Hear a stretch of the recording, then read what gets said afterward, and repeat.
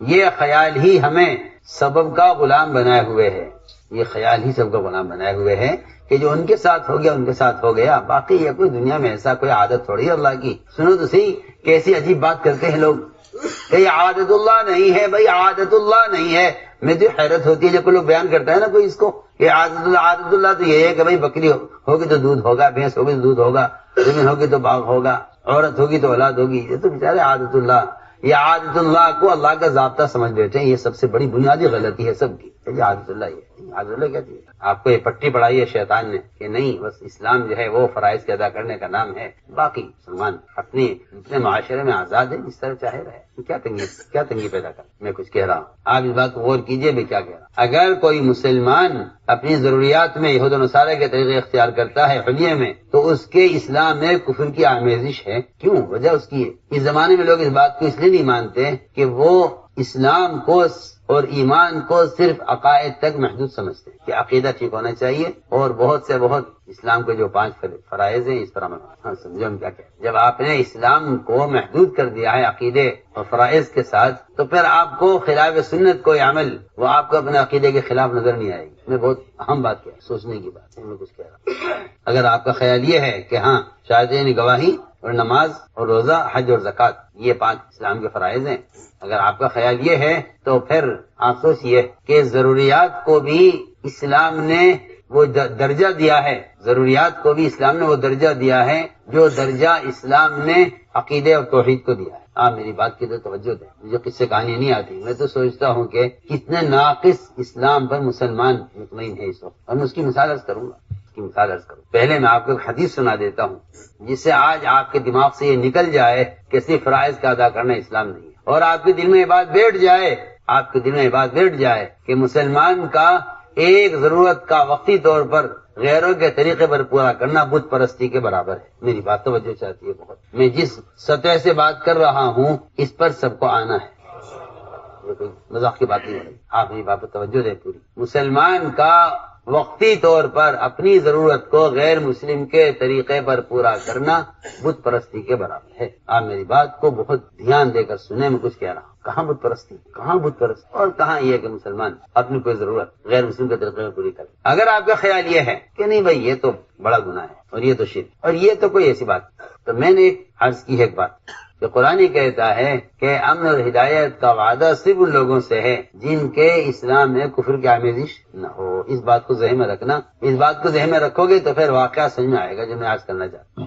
ہوا یہ کہ یہ کفار جب جنگ سے فارغ ہوتے تھے تو یہ اپنے ہتھیار ایک درخت پہ لٹکا دیا کرتے، ہتھیار ایک درخت کیا ہوا تو انہوں نے جب جنگ سے فارغ ہو گئے سب نے اپنے اپنے ہتھیار لا کر لٹکا، جب ضرورت ہی اتار لیے۔ صحابہ کو یہ طریقہ اچھا لگا کہ جی اس میں ہتھیاروں کی بھی حفاظت ہے، ہم بھی ہلکے پھلکے رہتے ہیں، کیا ہم بھی ایسا کر لیں؟ پوچھا کرا کہ یا رسول اللہ کیا ہم بھی ایسا ایک درخت کر لیں جس پہ ہتھیار لٹکا دیا کریں؟ آپ نے جواب کیا دیا؟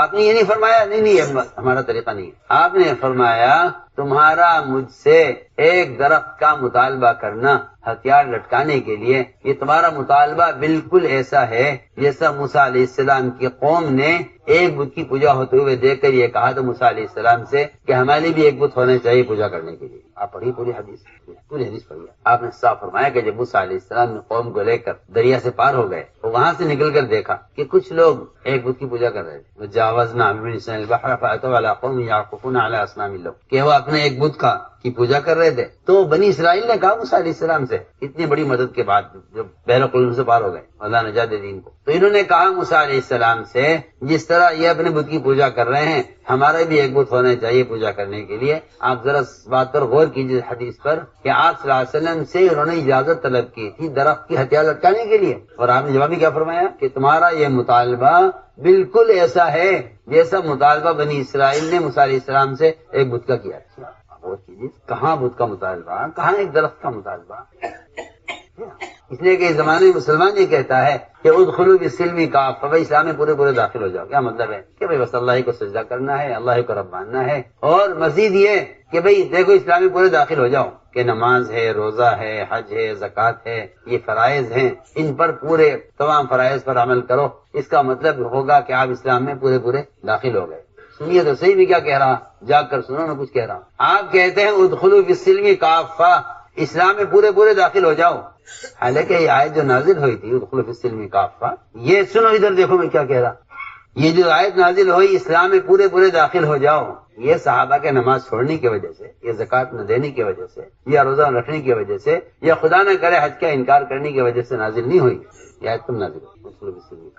یہ آیت نازل اس لیے نہیں ہوئی کہ آپ نماز کے انکار کرتے ہیں یا زکوٰۃ کے انکار کرتے ہیں، قرآن کہہ رہا نہیں اسلام میں پورے داخل ہو. یہ آیت اس وقت نازل ہوئی جب آپ پر ایمان لانے والے یہود جو اسلام لے آئے تھے، پکے سچے مسلمان ہو گئے تھے، آپ کے دین میں پورے پورے داخل ہو گئے تھے. انہوں نے صرف آپ صلی اللہ علیہ وسلم سے ایک مرتبہ درخواست کی کہ ہم قرآن پڑھتے ہیں، نماز نہیں پڑھتے ہیں، نماز قضا بھی پڑھتے ہیں، اسی کی تلاوت کرتے ہیں، اسی قرآن پر عمل بھی کرتے ہیں. ہماری درخواست یہ ہے کہ اگر آپ اجازت دیں تو کیا کبھی کبھی توریت پڑھ لیا کریں. کبھی کبھی آسمانی کتاب ہے، ہمارا اس پر ایمان ہے، ایمان لانا فرض ہے اس پر.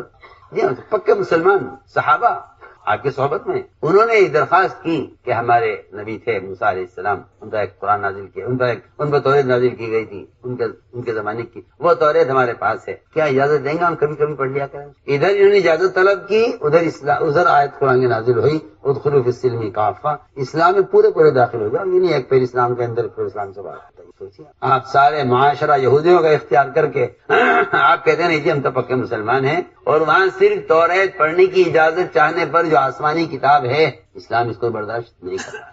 نہیں اگر آپ مسلمان ہو گئے ہیں تو پھر اسلام میں پورے پورے داخل ہو. یہ نہیں کہ قرآن پڑھے توریت بھی پڑھے. حضرت عمر رضی اللہ عنہ نے سارا دین سیکھ کر اور سارے اسلام کو سمجھ کر اور سب سے بڑے علماء یعنی صحابہ میں سب سے بڑے عالم ہو کر صرف توریت کا ایک وقت پڑھا تھا، صرف جاننے کے لیے کہ موسیٰ علیہ السلام میں کیا احکام نازل ہوئے. آپ کو اتنا غصہ آ گیا تھا کہ انصار تلواریں لے کر جمع ہو گئے مسجد میں کہ آج کس نے اللہ کے نبی کو ستایا ہم اس کو چھوڑیں گے نہیں. اور میں کہ اگر آج موسیٰ علیہ السلام زندہ ہو کر آ جائیں نجات کا ان کے لیے کوئی راستہ نہیں سوائے میرے اتباع. اگر انہوں نے آج آ کر اپنے طریقے پر عمل کیا تو ان کے لیے نجات نہیں، اور اے عمر اگر تم نے ان کے طریقے پر عمل کیا تم گمراہ ہو جاؤ گے. جو مذہب تھا موسیٰ علیہ السلام کا اس پر چل کر نجات نہیں ملے گی. تو جو موسیٰ علیہ السلام کے اللہ اکبر نبیوں کے نہ ماننے والی قوم ہیں یہود و نصارہ، کیا ان کے طریقوں پر چل کر مسلمان نجات پا سکتا ہے؟ خود ہی فیصلہ کی. میں عرض کر رہا تھا کہ آپ یہ کہہ کر چھوڑ دیتے کہ معمولی بات ہے، اس میں کیا حرج، کیا شکل دیکھنا، کیا لباس دیکھنا. یہ نماز پڑھو، روزہ رکھو، حج کرو، زکات دو. اور میں یہ سمجھانا چاہتا ہوں آپ کہ اسلام اتنی سارے اجزاء تک پھیلا ہوا ہے. وہ تو آپ ایک چھوٹی سی بات کو اگر چھوڑ دیں گے یہ کہہ کر کہ اگر غیروں کا مطالبہ اس کے چھوڑنے کا تو چھوڑ دے تو سنت کے چھوڑنے میں کیا رہے. میں اس کے لیے حضرت کے بیان سے ایک مثال دینا چاہتا ہوں. حضرت فرماتے تھے کہ اسلام کا ایک سنت ضرورت کی لائن کی ایک سنت، چاہے وہ استنجے کی لائن کی سنت کیوں نہ ہو، اس کو چھوڑ دینا یہ کہہ کر کہ بھئی اس کا ماحول نہیں ہے یا اس کا موقع نہیں ہے یا اس کی قانون کے خلاف ہے یا غیر یہ کہہ دے کہ آپ یہ نہیں کر سکتے، مانتے کہ اس کا چھوڑ دینا سارے اسلام کو ضائع کر دینا ہے. تو مثال فرمایا کہ مثال لے کے فرمایا کہ لوہے نے جنگل کے بادشاہ سے ایک بالشت لکڑی کا سوال کیا.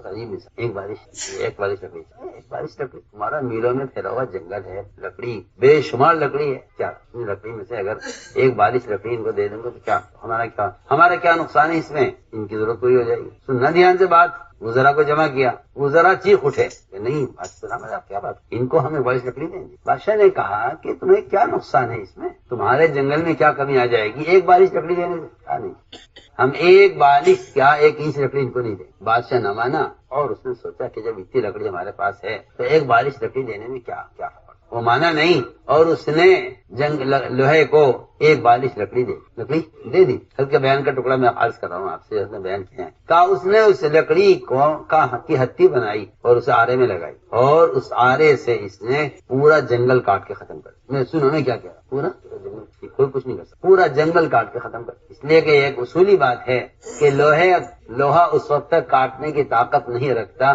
جب تک اس میں لکڑی کی ہتھی نہ ہو. آپ جانتے ہیں یہ جتنے بڑھائی ہوتے ہیں کارپینٹر، ان کے سب کے اوزاروں میں لکڑی شامل ہوتی ہے. کیا نہانی، کیا بسولا، کیا رندا، کیا آری، جتنے بھی اوزار ہوتے ہیں بڑھائی کے اس سب میں مولوی صاحب کیا شامل ہوتی ہے کوئی اوزار جس میں لکڑی شامل نہ ہو. لکڑی نے شکایت کی اور کہا لوہے سے کہ تم اتنی بے دردی سے کیسے کاٹ دیتا ہے؟ کہا میں تجھے نہیں کاٹ سکتا تھا، تیرا کچھ حصہ میرے ساتھ ملا ہوا ہے۔ یہ کیا کہوں آپ، کتنی صاف مثال ہے کہ باطل جب مسلمان پہنچائے گا، جب مسلمان معاشرے میں باطل کے ساتھ شریک ہو جائے۔ بادشاہ رویا، یہ کیا ہوا؟ ہم تو آپ کو منع کیا تھا کہ آپ ایسا نہ کریں۔ آپ سے آدمی نے فرمایا تھا صحابہ سے کہ دیکھو تمہارے کے درمیان سمجھوتے کی ایک شکل ہے کہ تم اتنی کھجوریں اپنے باقی ان کو دے دیا کرو۔ یا رسول اللہ ہم ان کو دے دیں؟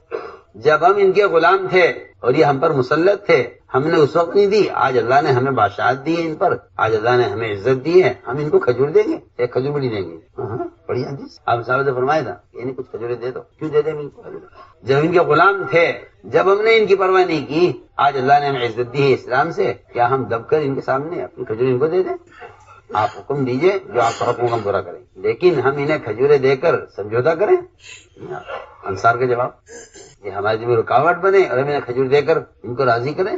تو جو ایک کھجور نہیں چھوڑ سکتے ان کے لیے، بچائیے کیا وہ دین چھوڑ دیتے؟ نہیں، کچھ کہہ رہا ہوں۔ تو میرے بزرگوں، دوستو، عزیزو، میری ساری بات کا خلاصہ یہ تھا کہ اللہ کی ذات عالی سے فائدہ اٹھانے کے دو راستے ہیں، ایک راستہ برائے احکام، ایک راستہ برائے کائنات۔ جو برائے کائنات راستہ اٹھاتے ہیں، جو فائدہ اٹھاتے ہیں، اللہ ان کو دنیا خوب دیتے ہیں، ہم فیہا لا یبخسون، کہ انہیں کوئی اس میں نقصان نہیں ہوگا، ان کو اس میں ذرہ برابر پریشانی نہیں ہوگی، ہم دنیا خوب بھر کے دیں گے ان کو دنیا خوب بھر کے دیں گے۔ دوسرا راستہ ہے اس کے مقابلے میں، کہ دوسرا راستہ اس کے مقابلے میں یہ ہے کہ اللہ تعالیٰ کو عمل بنا کر پیش کرو، اللہ کو عمل بنا کر، اے اللہ میری نماز ہے یہ تیرا وعدہ ہے، یہ میرا صدقہ ہے یہ تیرا وعدہ ہے، یہ میرا روزہ ہے یہ تیرا وعدہ ہے، یہ میرا احسان ہے یہ تیرا وعدہ ہے، یہ میں نے سچ بولا ہے یہ تیرا وعدہ ہے۔ اللہ کو عمل بنا کر پیش کرو۔ سمجھتے تھے کہ جو عمل بنا کر پیش کرتے ہیں، اللہ تعالیٰ ان کو دنیا میں بار بار دیں گے اور خوب دیں گے، جی ہاں، اور جو اسباب کے راستے سے لیں گے ان کو بہت ممکن ہے کہ فائدہ حاصل نہ ہو، اور اگر ہوگا تو ایک مرتبہ ہوگا تو ایک مرتبہ ہوگا۔ اسباب سے اگر فائدہ ملے گا تو ایک بار ملے گا، وہ بھی غیر یقینی ہے۔ عمل کے ذریعے اگر تم فائدہ اٹھاتے ہو تو بار بار ملے گا اور یقینی ہے، بار بار ملے گا اور یقینی ہے۔ اس کی مثالیں موجود ہیں، حضور اکرم صلی اللہ علیہ وسلم سفر ہجرت میں ایک خیمے کے پاس سے گزرے جس میں ایک عورت ام معبد بیٹھی ہوئی تھی۔ آپ نے فرمایا کہ تمہارے پاس کچھ کھانے کے لیے ہو تو ہم خریدنے کے لیے تیار ہیں۔ یہ نہیں ہم مسافر ہیں ہماری آپ مدد کریں، یہ نہیں، بلکہ آپ صلی اللہ علیہ وسلم نے پہلے کہا کہ ہم قیمتاً آپ سے کچھ کھانے کے لیے کوئی دینا چاہتے ہیں۔ کہا یہاں میرے پاس کچھ کھانے کو ہوتا تو میں آپ کو ضرور پیش کرتی، مسافر کا حق ہوتا ہے، میرے پاس کچھ نہیں ہے۔ ایک طرف بکری پڑی ہوئی تھی زمین پر کہ یہ بکری ہے جو بیمار ہے اور مرنے کو ہے اور یہ دودھ دینے کے قابل بھی نہیں ہے۔ آپ نے فرمایا نہیں، ہم اس بکری کا دودھ نکالیں گے قیمتاً۔ قیمت کس بات کی جب اسے بکری بیمار ہے اور دودھ کبھی اس نے دیا نہیں ہے؟ آپ صلی اللہ علیہ وسلم بکری کو اٹھایا، اس کا دودھ نکالا اور بڑا پیالہ دودھ کا بھرا آپ نے، اور دودھ کا پیالہ بھر کر خود بھی پیا، بچا ہوا ام معبد کو دیا کہ تم پیو اور پلاؤ اپنے متعلقین کو۔ آپ صلی اللہ علیہ وسلم نے اس بکری کا دودھ نکال کر سفر ہجرت میں، صرف یہ بات نہیں ہے، میں کیا سمجھاؤں آپ کو، میری بات سمجھ میں آئے گی نہیں، لوگ صحابہ کے واقعات کو صحابی سمجھ کر اور اولیاء کے واقعات کو کرامتیں سمجھ کر اور انبیاء کے واقعات کو معجزات سمجھ کر اپنے آپ کو اس راستے سے بے تعلق سمجھتے ہیں۔ آپ اس راستے سے اور صاف کہتے ہیں نہیں جی ہمارے ساتھ ایسے کہاں ہو سکتا ہے، وہ تو نبی تھے معجزہ ہو گیا، وہ صحابی تھے نصرت ہو گئی، وہ ولی تھے کرامت ہو گئی، میں اور آپ نہ ولی ہیں نہ صحابی ہیں نہ نبی ہیں، ہمارے ساتھ ایسا کہاں ہو سکتا ہے؟ یہ خیال ہی ہمیں سبب کا غلام بنائے ہوئے ہے، یہ خیال ہی سب کا غلام بنائے ہوئے ہے کہ جو ان کے ساتھ ہو گیا ان کے ساتھ ہو گیا، باقی یہ کوئی دنیا میں ایسا کوئی عادت تھوڑی ہے اللہ کی۔ سنو تو صحیح کیسی عجیب بات کرتے ہیں لوگ کہ یہ عادت اللہ نہیں ہے، بھائی عادت اللہ نہیں ہے۔ میں تو حیرت ہوتی ہے جب کوئی لوگ بیان کرتا ہے نا کوئی اس کو کہ عادت اللہ تو یہ ہے کہ بھائی بکری ہوگی تو دودھ ہوگا، بھینس ہوگی تو دودھ ہوگا، زمین ہوگی تو باغ ہوگا، عورت ہوگی تو اولاد ہوگی، یہ تو بیچارے عادت اللہ، یہ عادت اللہ کو اللہ کا ضابطہ سمجھ بیٹھے ہیں، یہ سب سے بڑی بنیادی غلطی ہے سب کی۔ یہ عادت اللہ یہ عادت اللہ کہتی ہے، عادت اللہ اصل نہیں ہے، قدرت اللہ اصل ہے۔ تمہیں کیا کہ میری بات توجہ چل، عادت اللہ اصل نہیں، عادت اللہ امتحان کے لیے ہے، قدرت استفادے کے لیے ہے۔ کیسے سمجھاؤں آپ؟ عادت اللہ امتحان، قدرت اللہ فائدہ اٹھانے کے لیے، صاف بات ہے۔ عادت سے کوئی تعلق نہیں ہے ہماری ضروریات کا، ہماری ضروریات کا تعلق وہ اللہ کی ذات عالی سے براہ راست فائدہ اٹھانے والے اعمال سے۔ تو تو لوگ یہ کہہ کر بات ختم کر دیتے جی وہ تو زمانے کی بات ہے، جب ایسا ہو گیا ہو گیا. تو میں عرض کر رہا تھا کہ اگر مومن عمل پر آئے اور عمل پیش کرے تو اللہ تعالی حاجت پوری کریں گے، بار بار کریں گے. حضرت مقداد رضی اللہ تعالیٰ فرماتے ہیں کہ آپ صلی اللہ علیہ وسلم عشاء کی نماز تاخیر سے پڑھ کر انصار کے پاس جاتے تھے، رات کو ملاقاتیں ہوتی تھی، اور جو آنے والے وفود ہوتے تھے ان سے آپ رات کو ملاقات کرتے تھے، اور گھنٹوں کھڑے آپ ان کو ہجرت سے پہلے کے واقعات، مکے کی تکالیف کے واقعات سنایا کرتے تھے. تھک جاتے تھے آپ کھڑے آپ بات کرتے تھے ان سے. کب؟ تہائی رات تک عشاء کی نماز مؤخر ہوتی تھی، اور تہائی رات کے بعد آپ مسجد سے باہر لوگوں سے ملاقاتیں کرتے تھے. آج کل کے تو نئے تبلیغ والے آئے ہیں کہ جی نہیں یہ تو آرام کا وقت ہے، گشت کا وقت تو یہ نہیں ہونا چاہیے، یہ تو آرام کا وقت. جن کا دماغ تنظیمی مزاج ہوتا ہے نا، جن کا وہی باتیں کرتے ہیں. مزاج ہوتا ہے تنظیمی، تنظیم، تحریک. یہ تنظیم نہیں ہے، یہ دعوت ہے. دعوت میں ہر قدم پر دیکھا جائے گا کہ محمد صلی اللہ علیہ وسلم نے کیا کیا ہے. تو آپ کا روزانہ کا بلا ناغہ، میں کہہ رہا ہوں بلا ناغہ معمول تھا کہ آپ عشاء کے بعد انصار کے پاس جائیں اور ان جماعتوں سے ملاقات کرتے تھے جو دیر سے آتی ہیں رات کو، یا ان سے دن میں ملاقات کا موقع نہیں ملا، ان سے آپ رات کو ملاقاتیں کرتے. مقداد فرماتے تھے کہ ہمارا معمول یہ تھا کہ آپ ان کے انصار میں چلے جاتے، ہم بکری کا دودھ نکالتے اور آپ کے لیے اٹھا کر رکھ دیتے، ہم لوگ سب پی کر سو جاتے. جب آپ تشریف لاتے تو پیالہ آپ کا ڈھکا ہوا رکھا رہتا دودھ کا، وہ آپ پیا کرتے تھے. آپ کا روزانہ کا معمول تھا. اس دن میرے پاس شیطان آیا، اس سے کہا مقداد تھوڑی سی یہ مقدار ہے دودھ کی، یہ تم پی لو. اللہ کے نبی تو گئے ہوئے ہیں انصار میں، اور انصار کے یہاں سے انصار آپ کو کھلائے بغیر نہیں چھوڑیں گے، اور یہ تھوڑا سا دودھ ہے مقداد تم پی لو. کیونکہ مقداد رضی اللہ تعالیٰ بہت بھاری بدن کہتے ہیں کہ وہ سب تو پی کر سو گئے دودھ، اور مجھے شیطان نے آ کے تیار کیا اور یہ کہا یہ دودھ تھوڑا سا رکھا ہے تو پی لے.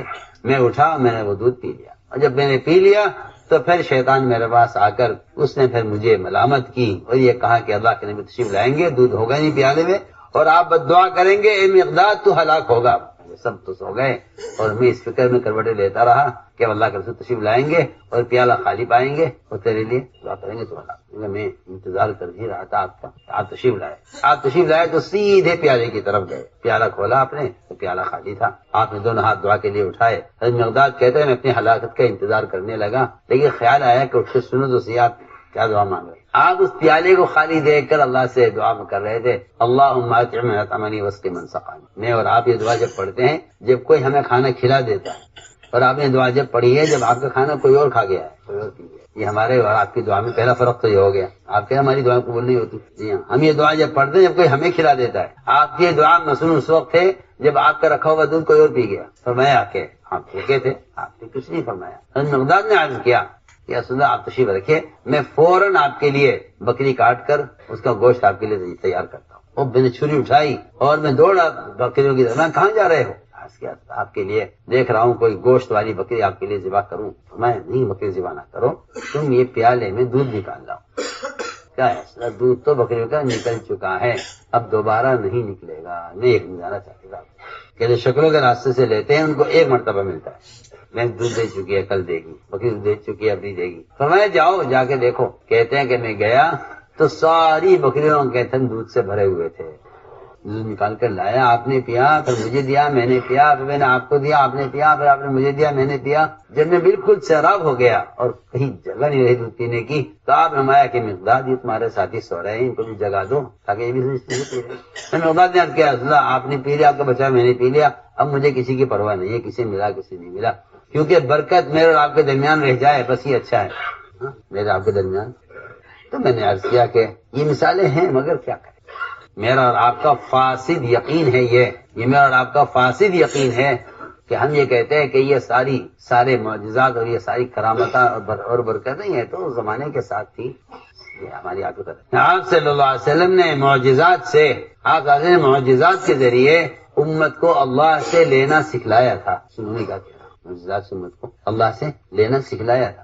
صرف اتنا نہیں ہے کہ معجزات آپ صلی اللہ علیہ وسلم کے آپ کے ثبوت کے لیے تھے، صرف وہ تو صحابہ جانتے تھے یقین سے کہ آپ اللہ کے نبی ہیں. جو معجزات کافروں کے لیے ظاہر ہوئے وہ تو نبی کے تعارف کے لیے ہیں، اور جو کرامتیں جو معجزات صحابہ کے لیے ظاہر ہوئے ہیں اس سے صحابہ کرام کو عمل کی قوت سکھلانا مقصود تھا. دیکھو میں ایک بات کی، عمل کی قوت تعلیم دی ہے، صحابہ کو معجزات دکھلا کر، اپنے نبی ہونے کا ثبوت پیش کیا ہے کفار کو معجزات دکھلا کر، تاکہ عذاب اللہ کے جلدی آئے اگر یہ نہیں مانتے ہیں۔ اگر کفار نہیں مانتے تو عذاب جلدی آئے۔ جس طرح معجزات آپ جانتے ہیں کہ کفار نے کہا مان لیں گے آپ کو، چلیے چاند دیش کے 2 ٹکڑے کر دیجیے، آپ نے فوراً انگلی کا اشارہ کیا، چاند 2 ٹکڑے ہو گئے۔ آج کے بیچارے، آج کل کے مسلمان ان کو معبود، ان کو بڑا سمجھتے ہیں جو چاند پر ہو کر آ جائیں۔ یہاں ایک اشارہ عادت سے، وہ بھی عبادت کا اشارہ نہیں تھا، ایک اشارے سے آگے ٹکڑے ہو گئے۔ آپ بتا دیجیے، ساری سائنس ایک اشارے میں فیل ہو گئی، جسے آپ سمجھتے ہیں نا کہ میاں یہ ہیں ترقی پر، تو جو چاند پر ہو کر آ گئے یہ ہیں ترقی۔ ہاں مجھے حیرت ہوتی ہے،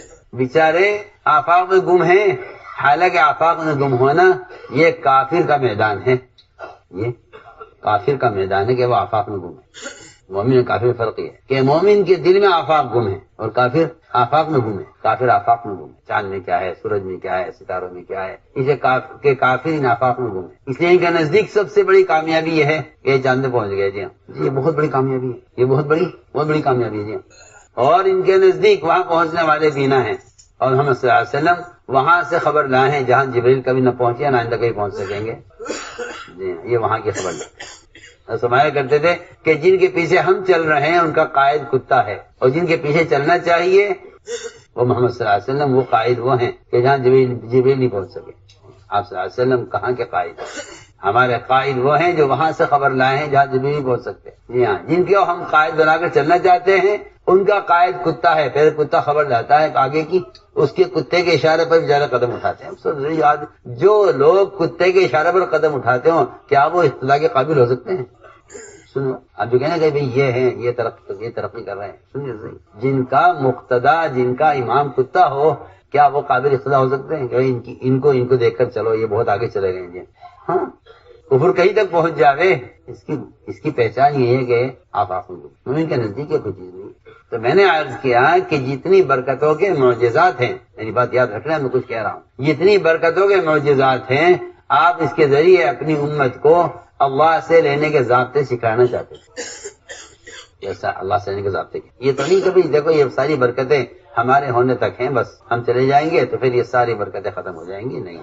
یہ بات منافقین نے تو کہی تھی، یہ بات منافقین نے کہی تھی آپ کی وفات پر، اور یہی بات کفار نے بھی کہی تھی آپ کی وفات پر کہ دیکھو جو ان کی مدد ہوتی تھی ان کے نبی کی وجہ سے وہ تو چلے گئے، اب تو ان کی مدد تو ہوگی۔ کیا پڑھیا تاریخ پڑھیا، منافقین اور کفار نے یہ بات کہی تھی کہ ان کی جو مدد ان کے نبی کی وجہ سے ہوا کرتی تھی وہ اب نہیں ہوگی۔ اور میں آپ کو بتاؤں، کمزور ایمان والے جو مرتد ہوئے تھے اس موقع پر، وہ بھی یہی سوچ کے مرتد ہوئے تھے کہ اب ہمارا کیا ہوگا، اب تو ان کی طاقت بڑی ہے، اب تو ان سے سمجھوتا کر لو، اس لیے کہ جو غیر مدد ہوا کرتی تھی نبی کے ذریعے سے وہ نبی تو چلے گئے، جو مدد ہوتی تھی نبی کے ذریعے سے وہ تو چلے گئے، اب ہمارا کیا ہوگا؟ تو بہتر یہ ہے کہ اب تو ان کا سہارا لے لو۔ میں اسی کہنا چاہتا ہوں کہ جب عمل سے کامیابی یقین کمزور ہو جاتا ہے تو آدمی پھر کفر کا راستہ اختیار کر لے، یہ میں حقیقت عرض کر رہا ہوں۔ اس لیے فرمایا کہ تمہیں دین دیا گیا ہے اور ہر عمل کی قوت ہے کہ اس عمل کو اللہ کے سامنے پیش کرو، اس عمل کو اللہ کے سامنے پیش کرو، اے اللہ یہ میرا عمل ہے، تیرا وعدہ، میرا عمل ہے، تیرا وعدہ، ایاک نعبد و ایاک نستعین۔ اس کو سمجھ لے کہ اللہ کی ذات عالی سے براہ راست فائدے اٹھانے کے لیے کائنات کا یقین نکلنا شرط ہے۔ اب یہ کیسے پتہ چلے مجھے کہ میرے دل سے کائنات کا یقین نکل گیا؟ اس کی کوئی علامت بھی ہے کہ ہاں اس کی تو صبح سے لے کے شام تک سینکڑوں علامتیں ہیں۔ میرے آپ کے دل سے کائنات کا یقین نکلا یا نہیں نکلا مجھے کیسے پتہ چلے گا؟ مجھے کیسے پتہ چلے گا؟ یہ تو بہت آسان ہے، جب کوئی حاجت پیش آئی، یا کوئی حادثہ پیش آیا، یا کوئی نقصان آیا، یا کوئی ضرورت پیش آئی، تو آپ یہ دیکھ لیجئے کہ آپ کا خیال اس وقت عمل کی طرف گیا یا سبب کی طرف گیا۔ اگر عمل کی طرف خیال گیا ہے تو پھر کہیں کہ آپ کو اعمال سے قابل کا یقین حاصل ہو گیا ہے، اور اگر آپ کا پہلا خیال شکل کی طرف جاتا ہے، سبب کی طرف جاتا ہے، تو اس بات کی علامت ہے کہ آپ کا یقین سبب پر ہے۔ جس چیز پر آپ کا یقین ہوگا اسے آپ مقدم کریں گے، جس پر آپ کا یقین نہیں ہوگا اس کا آپ مؤخر کریں گے، پیچھے کر دیں گے، سیدھی بات، بہت آسان بات۔ حاجت کے پیدا ہوتے ہی کیا بتاؤں، لوگ یہ سمجھتے ہیں حاجت کے پیدا ہونا بشریت کا تقاضا ہے، حاجت کا پیدا ہونا بشریت کا تقاضا ہے، نہیں ہے، ایسا نہیں مولوی صاحب، حاجت کا پیدا ہونا بشریت کا تقاضا نہیں ہے۔ حاجت کا پیدا ہونا مومن کے اس امتحان کے لیے ہے کہ آپ اس وقت کیا، اس حاجت کے لیے کیا عمل کرتے ہیں۔ حاجت کے لیے کیا نا بشریت کے تقاضے تو مسلمان غیر مسلم میں سب میں برابر ہیں. بخاری سے بھی ہوتا ہے، اسے بھی ہوتا ہے، بیمار مسلم بھی ہوتا ہے، غیر مسلم بھی ہوتا ہے. سب میں جتنے مسلمان غیر مسلم ہیں تمام بیماریاں سب میں مشترک ہیں. ایسا ہی ہے نا. اگر یہ بشری تقاضا ہے تو پھر ایک کافر کے اندر بھی بیماری پیدا ہوتی ہے، ایک غیر مسلم بھی بیمار ہوتا ہے. میں کیا کہہ رہا ہوں، مومن کے اندر بیماری کا پیدا ہونا صرف ایک بشری تقاضا نہیں ہے. موسیٰ علیہ السلام کے پیٹ میں درد ہوا، اللہ نے کیا، پیٹ میں درد ہوا، اللہ سے کہا کہ اللہ میرے پیٹ میں درد ہے. اللہ تعالیٰ اپنے حکم سے درد ٹھیک کر دیتے. اللہ اپنے حکم سے مولوی صاحب درد ٹھیک کر دیتے. اللہ اپنے حکم سے درد ٹھیک کر دیتے. دوسرے کو نہیں کہا. اللہ نے نہیں کیا، حکم سے نہیں کیا. اللہ نے یہ فرمایا، فوراً حکم نہیں کر دیا. اللہ نے یہ فرمایا کہ موسیٰ ریحان استعمال کرو. اللہ کیا ضرورت ریحان کی؟ اللہ کو ریحان کی کیا ضرورت ہے؟ جڑی بوٹی کی کیا ضرورت ہے اللہ کو؟ وہ قادر مطلق ہے، اسے کیا ضرورت ہے اس کی کہ بھئی یہ آپ کو پیٹ کا درد ہو رہا تو وہ دوا کھاؤ ہوتا ہے، ڈاکٹر بتائے گا دوائیں. اللہ کو کیا ضرورت دوا بتانے کی؟ اللہ محتاج ہے اس کا؟ بولو نہیں. اللہ نے فرمایا موسیٰ ریحان استعمال کرو، اور ریحان استعمال کیا. موسیٰ علیہ السلام نے پیٹ کا درد ٹھیک ہو گیا. اللہ نے سبب سے درد ٹھیک کیا ہے، اس لیے نہیں کہ آئندہ تمہارے پیٹ میں درد ہو تو ریحان استعمال کر لینا. آپ تو ایک حکیم صاحب کے نسخے پر اتنا یقین رکھتے ہیں کہ بس جب بھی کبھی تکلیف ہوگی تو یہی دوا کھاؤں گا، اسی حکیم کے پاس جاؤں گا. اور وہاں حکیم کون ہے؟ اللہ نے نسخہ دیا ہے نبی کو، کہیں گا ریحان جڑی بوٹی ایک بار درخت ہوتا ہے، زمین سے ہوتا ہے. اللہ نے بتایا یہ کھا لو، وہ استعمال کیا، پیٹ کا درد فوراً ٹھیک ہو. پھر اللہ نے دوبارہ درد پیدا کیا کچھ عرصے کے بعد. خیال ہے وہ ریحان اللہ کا بتایا ہوا ہے. سنیے تو صحیح آپ، کتنا یقینی نسخہ ہوگا. درد شروع ہوا تو ریحان کا خیال آیا اور ریحان استعمال کیا، بہت کیا، لیکن پیٹ کا درد ٹھیک نہیں بڑھتا گیا. اللہ سے کہا اے اللہ آپ نے تو بتایا تھا ریحان استعمال کرنے کو، پہلے تو ہمارے پاس آئے تھے، اب کہ تم سیدھے ریحان کی طرف چلے. سیدھی بات ہے. جن لوگوں کو اپنے اسباب کا تجربہ ہو جاتا ہے نا، وہ تو سارے اعمال کی طرف پھینک کر کہتے ہیں کہ بھئی یہ راستہ اگر ہے تو یہ ہمارا تجربہ ہے. جی لوگ کہتے ہیں فلاں ڈاکٹر کے پاس جا کے علاج کراؤ، ہمارا تجربہ ہے، ہمیشہ اس کی دوا سے فائدہ ہوگا. اللہ تعالیٰ خود نسخہ بتا کر موسیٰ علیہ السلام کو آزما رہے ہیں کہ ہم دیکھنا چاہتے ہیں اگر اگلی مرتبہ درد ہوتا ہے تو ہم سے کہتے ہیں ریحان استعمال کرتے ہیں. اللہ تعالیٰ اسباب میں کامیاب کرتے اس لیے ہیں تاکہ اگلی ضرورت میں، اگلی تکلیف میں یہ دیکھیں کہ یہ ہماری طرف آتا ہے یا ہمارے بتائے ہوئے سبب کی طرف چلا جاتا ہے. تو میں نے عرض کیا کہ حضور اکرم صلی اللہ علیہ وسلم اپنی امت کو وہ اعمال دے کر گئے ہیں جن کے ذریعے اللہ کی ذات سے براہ راست. اس لیے ہم نے عرض کیا تھا کہ بہت آسان ہے ایک مسلمان کے یہ جاننا کہ میرا یقین عمل پر ہے یا سبب پر ہے. وہ دیکھ لے کس چیز کو، جس چیز کو مقدم کرے گا اس پر یقین ہے، جس کو مؤخر کرے گا وہ غیر یقین ہے. اس کو بالکل تقدیم و تاخیر کا فرق ہے. بس ہم اسباب ترک کرنے کو نہیں کہتے، ہم کہتے ہیں اسباب کو مؤخر کر دو. اسباب کو مؤخر کر دو. اگر تم اسباب کو مؤخر کر دو گے اور عمل کو مقدم کر دو گے تو اللہ تعالیٰ یا تو سبب کو تابع کریں گے یا سبب کی طرف پہنچنے سے پہلے کام پورا کر دیں گے.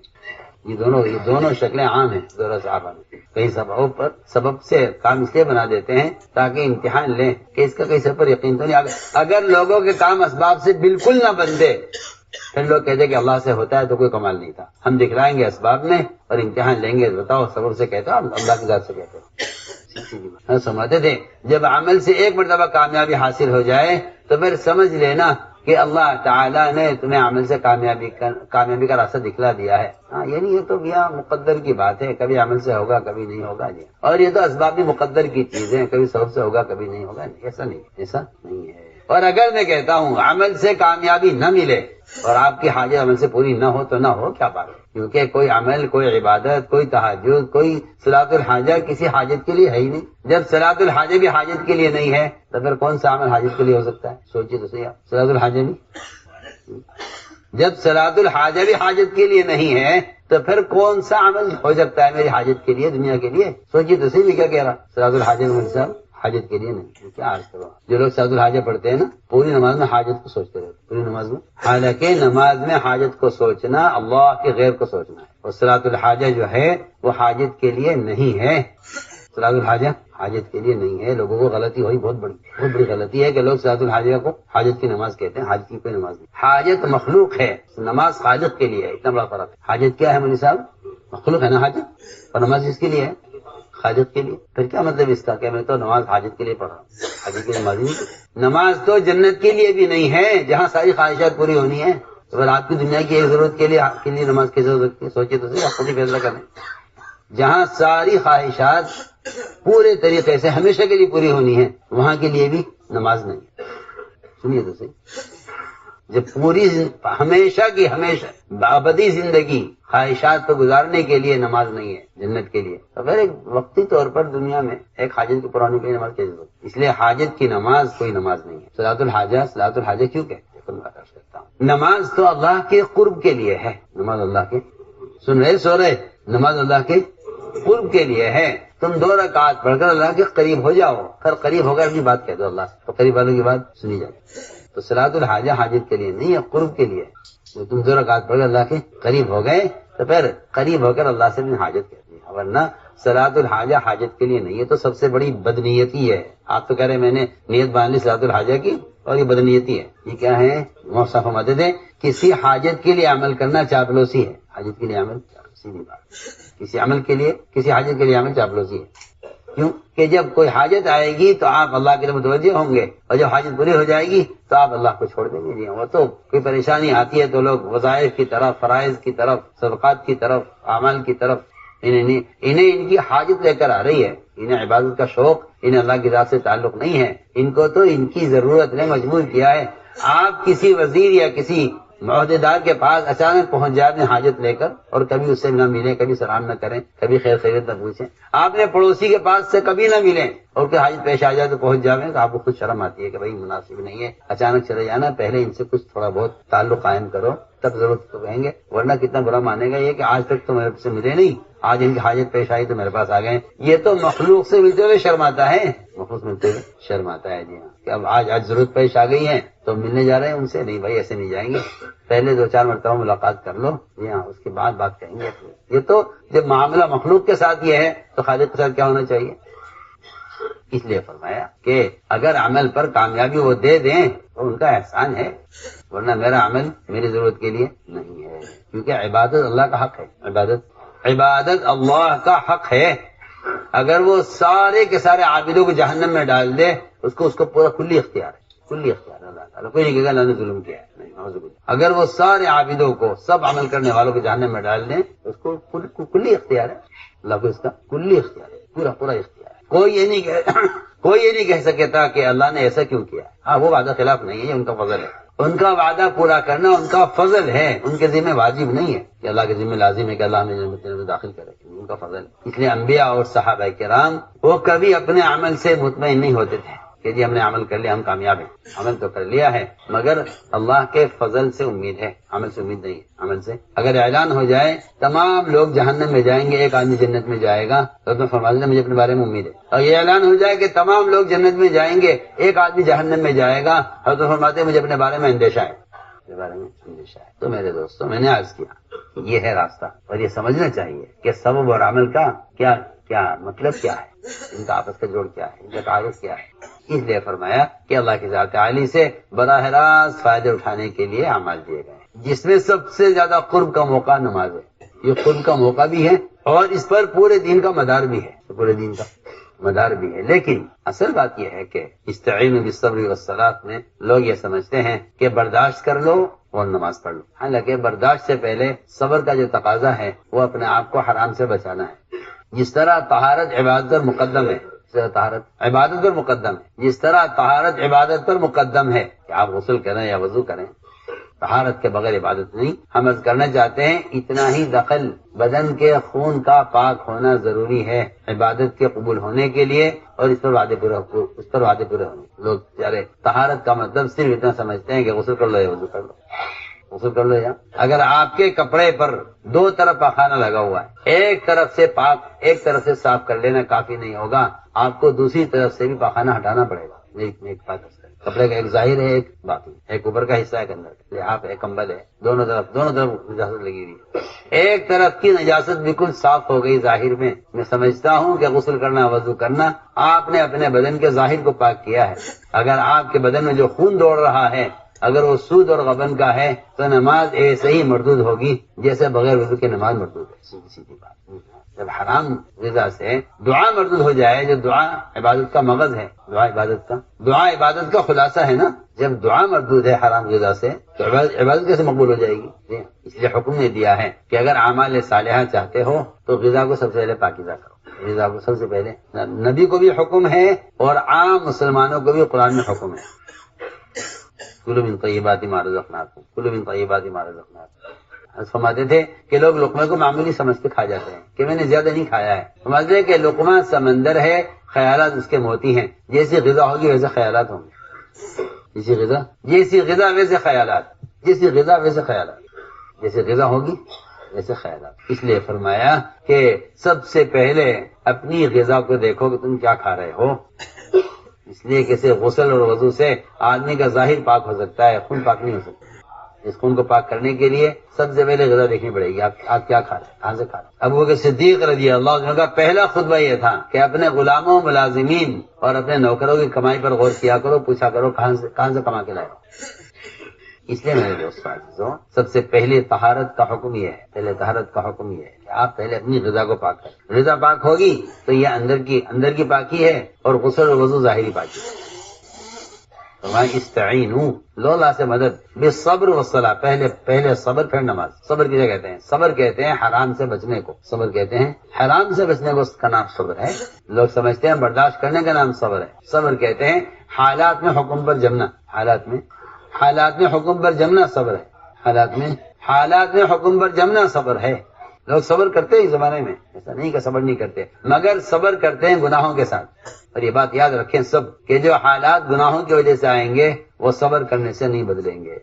کہ بھائی کیا کریں، ظلم ہو رہا ہے مسلمانوں پر، حالات کیوں نہیں بدلتے؟ ہاں یہ بات یاد رکھنا کہ جو حالات گناہوں کی وجہ سے آئیں گے وہ صبر کرنے سے ٹھیک نہیں ہو. بہت اہم بات ہے. پہلے یہ غور کر لو، اگر یہ حالات آ رہے ہیں اطاعت کے ساتھ پھر تو مدد جلدی آئے گی، اور اگر یہ حالات آ رہے ہیں گناہوں کے ساتھ، جی ہاں سنو میں کیا کہہ رہا ہوں، اگر حالات آ رہے ہیں گناہوں کی وجہ سے تو پھر جو کہ صبر کرنے سے حالات نہیں بدلیں گے. جو حالات اطاعت کے ساتھ آتے ہیں وہ حالات کو بدل دیتے ہیں، اور جو حالات گناہوں کی وجہ سے آتے ہیں ان پہ صبر کرنے سے حالات نہیں بدلا. کیونکہ میں اس کی مثال عرض کرتا ہوں، اگر چوروں کو قید کر کے جیل میں ان کو ستایا جائے اور یہ سارے چور مل کر اللہ سے بد دعا کریں پولیس والوں کے لیے تو کیا عذاب آئے گا پولیس والوں پر؟ سارے چور مل کر قنوت نازلہ پڑھیں. ہاں شتت شملهم مبذل جمعهم اور غالباً کلمتهم زلزل اقدامهم كل حدهم. کیا پڑھ رہے ہیں؟ سوال اس کا نہیں ہے کہ آپ مظلوم ہیں، سوال اس کا ہے کہ آپ اپنے اللہ کے درمیان ظالم ہیں یا مظلوم ہیں. سوال بعد میں آئے گا کہ آپ اپنے مخلوق کے درمیان مظلوم ہیں یا ظالم ہیں. سوال یہ پہلے ہی آئے گا کہ آپ اللہ کے مقابلے میں ظالم ہیں یا مظلوم ہیں. یہ ہے اصل بات.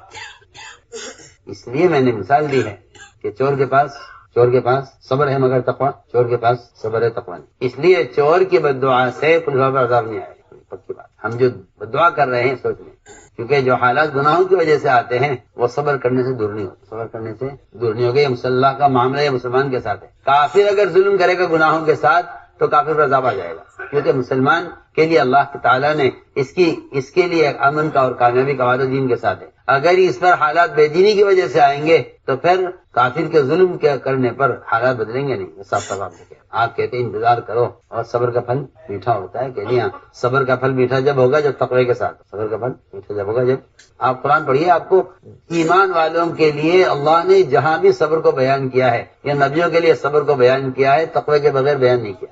اس لیے صبر کا گناہ کا کوئی جوڑ نہیں ہے. صبر کا جوڑ تقوی کے ساتھ ہے، گناہ کے ساتھ نہیں. پڑھیے آپ قرآن. انه من يتق ويصبر وان تصبروا وتتقوا یا ايها الذين امنوا اصبروا وصابروا ورابطوا واتقوا الله. پورا قرآن پڑھیے، جہاں صبر ملے گا وہاں آگے پیچھے تقوی ملے گا. سارا قصہ یوسف علیہ السلام کا صبر و تقوی پر ختم ہوا ہے. جی ہاں، یہاں گناہ سے بچے زلیخا کی کوشش میں، وہاں بھائیوں کی زیادتی پر صبر کر لیا. جی ہاں، اللہ نے اس پر کامیاب کیا ہے. تو میرے دوستو عزیزو، یوں ہے بات کہ صبر مقدم ہے عبادت پر، طہارت مقدم ہے نماز. لوگ صبر کرتے ہیں مگر گناہوں کے ساتھ. یہ گناہوں کے ساتھ صبر کرنا چوروں کا صبر کرنا ہے. وما ظلمناهم ولكن كانوا هم الظالمين. ہمیں ظلم کیا ان پر، انہوں نے ہمارے احکام توڑ کر ظلم کیا ہے. یا تو جو حالات گناہوں کی وجہ سے آتے ہیں وہ صبر کرنے سے ٹھیک نہیں ہوتے. آپ کرتے رہیں انتظار، کیا کرتے رہیں. ہمارا معاملہ ابھی ہے ہی نہیں. تو میرے دوستو عزیزو، میں نے عرض کیا کہ یہ ہے راستہ اللہ کی ذات سے فائدہ اٹھانے. استعینوا بالصبر والصلاۃ. اس لیے کہتے ہیں کہ عمل کی طرف دعوت دو سبب کے مقابلے میں، کیونکہ یقین کو منتقل کرنا ہے سبب سے عمل کی طرف. سبب سے عمل کی طرف. تو جو آدمی جتنی قوت سے عمل پیش کرے گا، جو کہیں کہ اس دعوت سے اس کا خود اپنا یقین عمل پر آئے گا، خود یقین عمل پر آئے گا. اس لیے ہمارے یہاں جو دعوت ہے وہ دعوت اپنے عمل کو یقینی بنانے کے لیے ہے، اپنے عمل کو یقینی بنانے کے لیے ہے. اور ہر مسلمان کے اپنے دین کی پختگی اور اپنے دین کا حسن اور اپنے مذہب پر استقامت، وہ قرآن نے اس کو دعوت کے ساتھ لازم کیا ہے.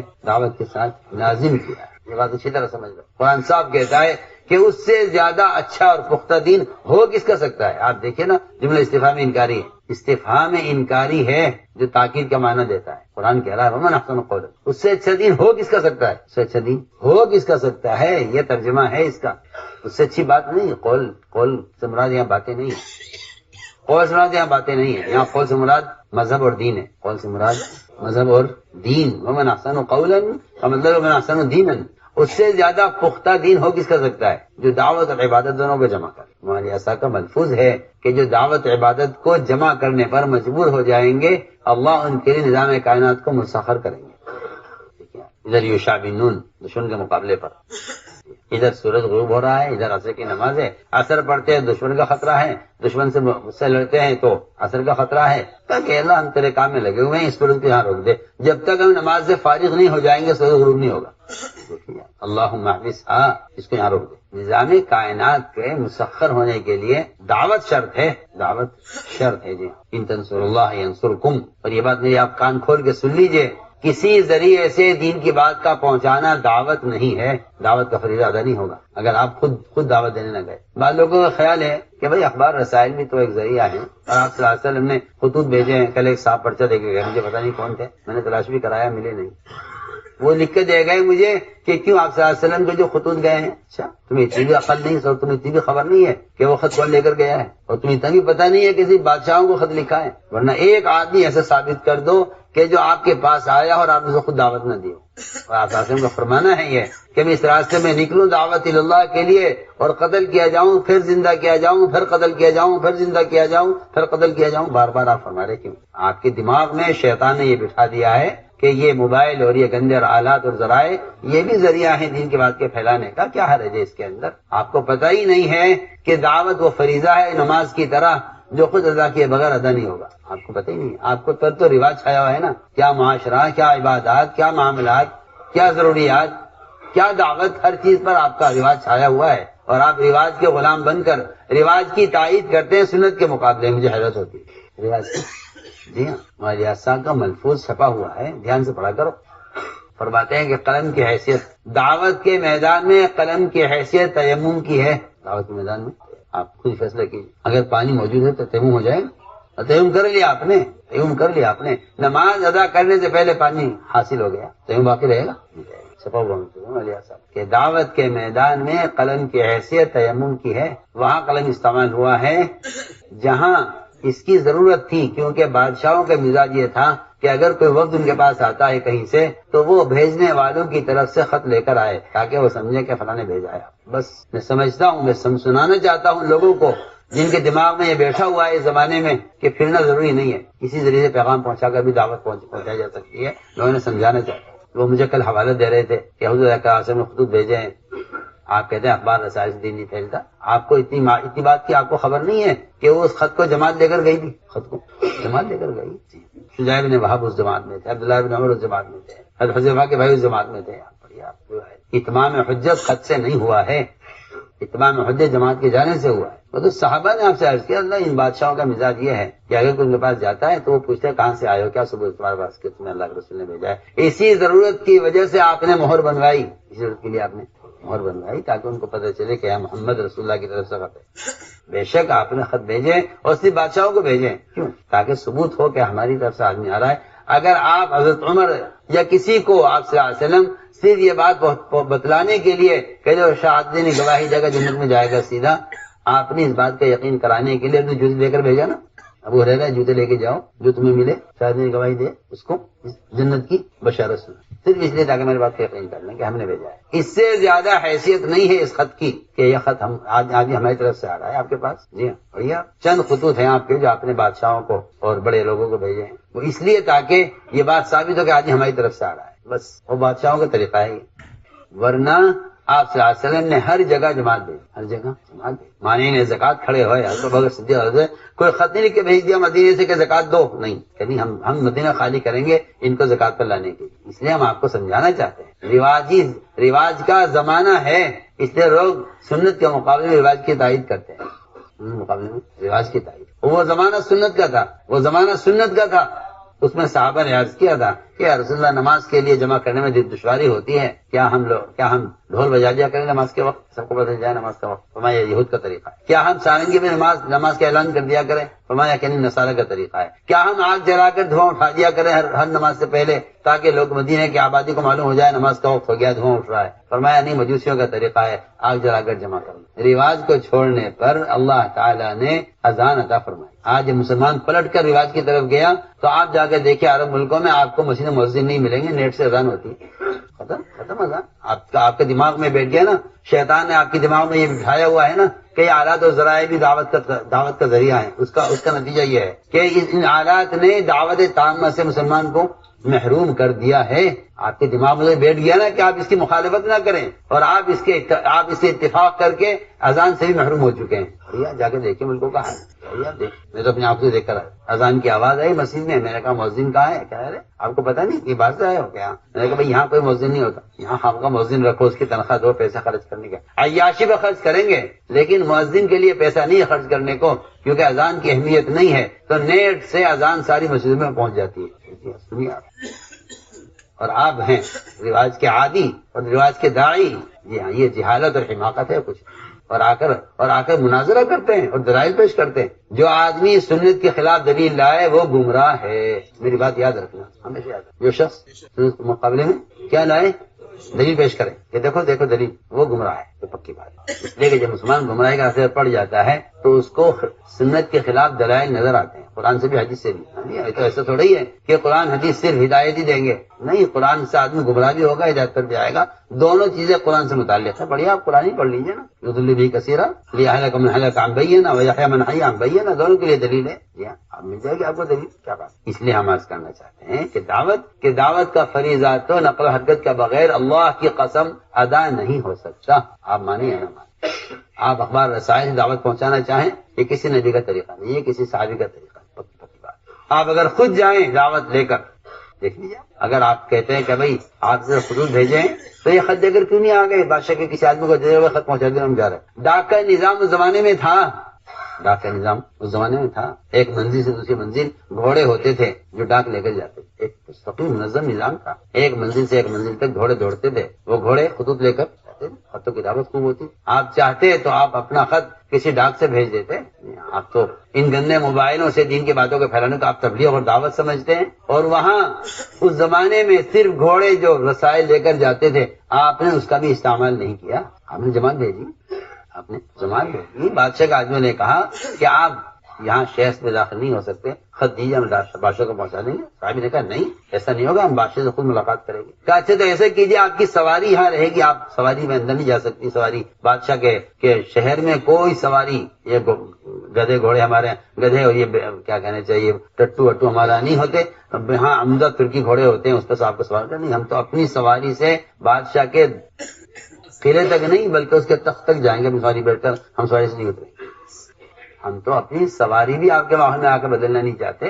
آپ نے تو ہمارے کرتے پاجامے سب بدل دیے, ہم تو اپنی سواری بھی بدلنا نہیں چاہتے ہیں. جس مدینے سے آئے ہیں اس سواری سے ہم بادشاہ کے تخت تک جائیں گے. یہ جو کل مجھے ایک مولوی صاحب لقمہ دے کر غائب ہو گئے, مجھے تو ان کا حیرت تھی. میں نے کہا عالم اسی بات کر سکتا ہے؟ مجھے بڑا تعجب ہوا, افسوس بھی ہوا کہ یہ عالم دعوت سے اب اتنے ناآشنا ہو گئے کہ ان کے نزدیک پھرنا اصل نہیں رہا. کوئی اگر آج مسلمان یہ کہتا ہے کہ پھرنے کی کیا ضرورت ہے, اس کی یہ بات ایک کافر کی بات سے پوری ملتی.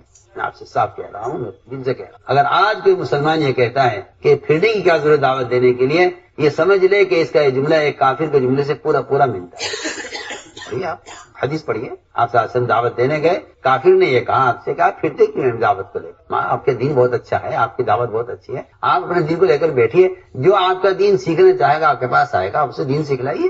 دین سکھلانا ہی تو ہے نا. جو آج کل کے لوگ کہنے لگے کہ پھرنا کیا ہے, بھائی دین سیکھنا ہے, دین سکھلانا ہے. پڑھیے آپ حدیث پڑھیے, آپ کو تو پتہ ہی نہیں ہے نا کہ نفر کیا چیز ہے. آپ کے دماغ میں یہ بیٹھا ہوا ہے کہ پھرنا تو زمانے میں تھا جب بات کے پہنچانے کے ذرائع نہیں تھے. یہ آپ کے دماغ میں شیطان نے بٹھایا.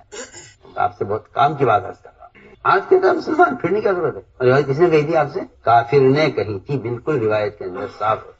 اس نے الفاظ استعمال کیے کہ آپ دین کی دعوت کو لے کے پھرتے کیوں؟